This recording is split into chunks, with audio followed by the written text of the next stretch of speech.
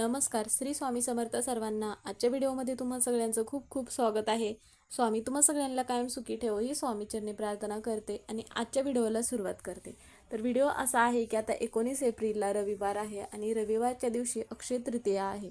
अक्षय तृतीया हा जो दिवस आहे तर ज्याला आपण अख्खा तीज असेही म्हणत असतो, कारण की हा जो सण आहे तर हिंदू सण मानला जातो, जो की दरवर्षी वैशाख महिन्याच्या शुक्ल पक्षाच्या तृतीयेला मग हा साजरा करत असतो आपण.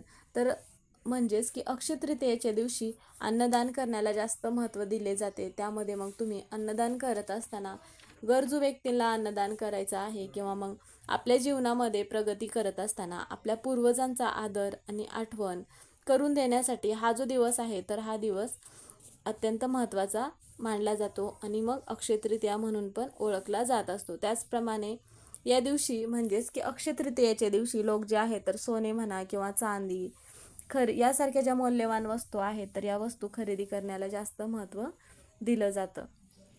वैशाख महिन्यामधील शुक्ल पक्षामध्ये चंद्राच्या वाढत्या चरणाला खूप महत्त्व आहे, जो की या दिवसाशी संबंधित असीम भाग्य आणि समृद्धीचे प्रतीक मानले जाते. आता व्यवसाय सुरू करणे किंवा मग नवीन नोकरी सुरू करणे किंवा तुम्हाला नवीन घर घ्यायचं असेल तर किंवा मग घराची पूजा करायची असेल तर यासाठी हा जो दिवस आहे म्हणजेच की अक्षय तृतीया हा जो दिवस आहे तर तो अत्यंत महत्त्वाचा आणि शुभ दिवस हा मानला जात असतो. त्यामुळे मग बऱ्याच ठिकाणी तुम्ही बघत असता की घरामध्ये एखादी नवीन वस्तू आणायची आहे, त्यामध्ये तुम्ही गाडी खरेदी करणे किंवा सोने खरेदी करणे किंवा नवीन घराची पूजा म्हणा किंवा कोणतेही नवीन शुभ कार्य करण्याला जास्त महत्त्व दिले जाते.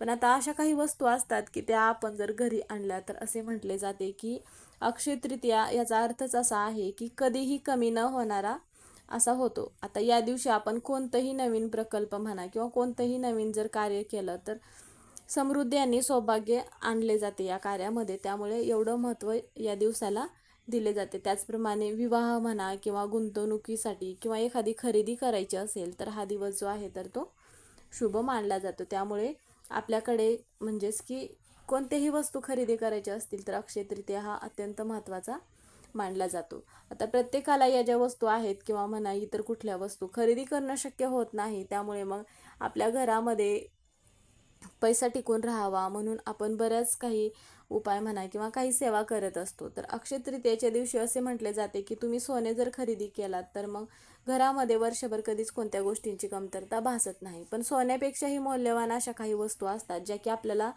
माहिती नसतात आणि आपण इतर वस्तू मग खरेदी करण्यामध्ये आपले जे पैसे आहेत तर ते खर्च करत असतो. तर त्यापैकीच आपल्याला एक वस्तू घरी आणायची आहे, जी की आपल्याला ही वस्तू घरी आणल्यानंतर वर्षभर धनधान्य पैसा कधीच कमी पडणार नाही. अशी कोणती वस्तू आहे तर त्याबद्दलची माहिती आपण आजच्या व्हिडिओमध्ये घेणार आहोत. तुम्ही व्हिडिओ शेवटपर्यंत बघितलात तर तुम्हाला ही माहिती पूर्णपणे समजेल.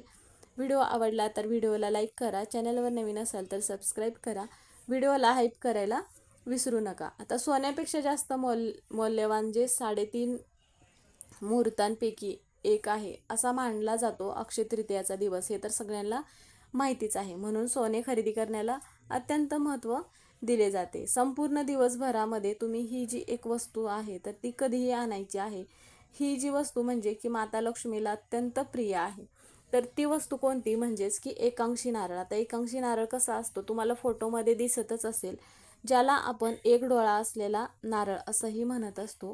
कारण की एकांशी नारळ म्हटलं की बऱ्याच जणांना समजणार नाही, त्यामुळे असा जो नारळ आहे फोटोमध्ये दिसणारा तशा पद्धतीचा नारळ तुम्ही घरी आणायचा आहे. कारण की हा जो नारळ आहे तर हा माता लक्ष्मीला अत्यंत प्रिय असतो, म्हणून मग हा नारळ आपल्याला घरी आणायचा आहे. आता हा नारळ आपल्याला मिळणे अवघड आहे, पण जिथे कुठे जास्त नारळ वगैरे असतील म्हणजे नारळाचं जिथे दुकान वगैरे असेल तर त्या ठिकाणी गेल्यानंतर जिथे जास्त नारळ असतील त्या ठिकाणी तुम्ही असा नारळ शोधून मग आणू शकता. हा नारळ घरी आणल्यानंतर मग अगोदर काय करायचं आहे, नारळ धुवून घ्यायचा आहे स्वच्छ आणि देवघरापुढे आपल्याला एक पाट ठेवून त्यावरती लाल रंगाचं जे वस्त्र आहे तर ते लाल रंगाचं वस्त्र पाटावरती टाकायचं आहे. आणि तो जो नारळ आहे तर तो नारळ धुवून घेतल्यानंतर आपल्याला हा नारळ त्या वस्त्रावरती ठेवायचा आहे आणि माता लक्ष्मीचा तुम्ही कोणताही मंत्र म्हणायचा आहे. आता बऱ्याच वेळा आपण कोणतेही सेवा उपाय करत असताना कळत नकळत आपल्याकडून चुका घडत असतात. त्यासाठी मग आपल्याला अगोदर एक दिवा प्रज्वलित करायचा आहे. कोणतीही सेवा करत असताना आपण दिवा प्रज्वलित करत असतो, कारण की त्या सेवेची म्हणा किंवा तो आपण जो उपाय केला आहे तर त्याची साक्ष म्हणून आपण हा जो दिवा आहे तर तो प्रज्वलित करत असतो. म्हणून मग आपल्याला दिवा प्रज्वलित करून घ्यायचा आहे. आणि नंतर काय करायचं आहे, माता लक्ष्मीचा तुम्हाला कोणताही मंत्र येत असेल तर तो मंत्र म्हणायचा आहे. आता ओम महालक्ष्मी नमः किंवा मग महालक्ष्मीचा मंत्र नसेल तुम्हाला इतर कुठलाही येत तर लक्ष्मी स्तोत्र म्हणायचं आहे. आणि त्यानंतर मग प्रार्थना करायचा आहे. थोडा वेळ तिथेच ठेवायचा आहे. नंतर तो जो नारळ आहे तर तो घरामध्ये तुम्ही जिथे कुठे पैसे ठेवत असतात तर तिथे मग तुम्ही हा नारळ जो आहे तर तो ठेवायचा आहे. म्हणजेच की तिजोरीमध्ये ठेवू शकता किंवा तुम्ही व्यवसाय करत असाल तर व्यवसायाच्या तिथे हा नारळ तुम्ही ठेवायचा आहे. यामुळे काय होईल की आपल्या घरातील गरिबी निघून जाते, घरामध्ये चहूबाजूने पैसा येतो, वर्षभर आपल्याला धनधान्य पैसा कमी पडत नाही. त्यामुळे आपल्याला काय करायचं आहे, असा एक नारळ घरी आणायचा आहे आणि अशा पद्धतीचा उपाय आपल्याला करायचा आहे. यामुळे घरातील गरिबी तर निघून जातच असते. आता ज्या लोकांना हा नारळ भेटला नाही त्यांनी मग काय करायचं, असा बऱ्याच वेळा प्रश्न पडत असतो की असा नारळ उपलब्ध होणे खूप कठीण आहे. तर त्यांनी काय करायचं आहे, माता लक्ष्मीला प्रिय असणाऱ्या ज्या वस्तू आहेत तर त्यामध्ये ही एक वस्तू अत्यंत प्रिय आहे, म्हणजेच की कवड्या. आता कवड्या ह्या आपण तुम्हाला जिथे पूजेचं वगैरे साहित्य असतं तर त्या ठिकाणी तुम्हाला कवड्या सहज उपलब्ध होतील. आता ह्या कवड्या किती आणायच्या आहेत तर तुम्ही 11 कवड्या घरी आणायच्या आहेत. आणि या कवड्या ज्या आहेत तर त्या घरी आणल्यानंतर हळद लावून या कवड्यांना पिवळ्या आपल्याला करायच्या आहेत आणि माता लक्ष्मी पुढे आपल्याला ठेवायच्या आहेत. आता देवघरामध्ये सगळ्यांच्या माता लक्ष्मीची तर मूर्ती असतेच, मूर्ती नसेल तर फोटो असेल तर तुम्ही फोटो पुढे पण याच्या कवड्या आहेत तर त्या ठेवू शकता. आणि तुम्हाला माता लक्ष्मीचा जो मंत्र येत असेल तो मंत्र तुम्ही म्हणायचा आहे. आणि ह्या ज्या कवड्या आहेत तर त्या कवड्या आपल्याला काय करायचं आहे, मंत्र म्हणून झाल्यानंतर लाल वस्त्रामध्ये आपल्याला या कवड्या बांधायच्या आहेत. आणि तिजोरीमध्ये म्हणा किंवा मग तुम्ही एखादा व्यवसाय करत असाल तर तिथे पण तुम्ही या कवड्या ठेवू शकता. यामुळे काय होतं की माता लक्ष्मी आकर्षित होत असते, कारण की कवड्या ज्या आहेत तर माता लक्ष्मीला अत्यंत प्रिय असणारी ही एक वस्तू आहे. त्यामुळे तुम्ही तिजोरीत ठेवा किंवा तुमचा व्यवसाय असेल तर तिथे पण ठेवलात तर त्या ठिकाणी माता लक्ष्मी ही आकर्षित होते आणि आपल्या घरामध्ये पैसा हा कायम टिकून राहत असतो. म्हणून संपूर्ण दिवसभरामध्ये तुम्हाला माता लक्ष्मीचे जे मंत्र असतील ते मंत्र म्हणा किंवा मग अशा पद्धतीचा एक कवड्यांचा उपाय करायचा आहे. त्याचप्रमाणे आता माता लक्ष्मीचे जे आसन आहे तर माता लक्ष्मीचे आसन म्हणजेच की कमळ. तर आता कमळाचे जे बिया असते तर ते बिया आपल्याला एक घरी आणायचं आहे. आता हे पण तुम्हाला जिथे पूजेचं साहित्य असेल तिथे तुम्हाला कमळ बी म्हणून सहज उपलब्ध होईल. आणि ते पण घरी आणल्यानंतर एका लाल वस्त्रावरती ठेवायचं आहे आपल्याला. त्याचबरोबर तुळशीचं पान ठेवायचं आहे आणि 5 काळी मिरी तुम्ही ठेवायचं आहे. आणि त्यानंतर आपल्या उजव्या हातामध्ये या वस्तू घ्यायच्या आहेत आणि श्रीसूक्त आपल्याला पठण करायचं आहे. आणि माता लक्ष्मीचा जो मंत्र आहे तर तो मंत्र तुम्ही म्हणायचा आहे.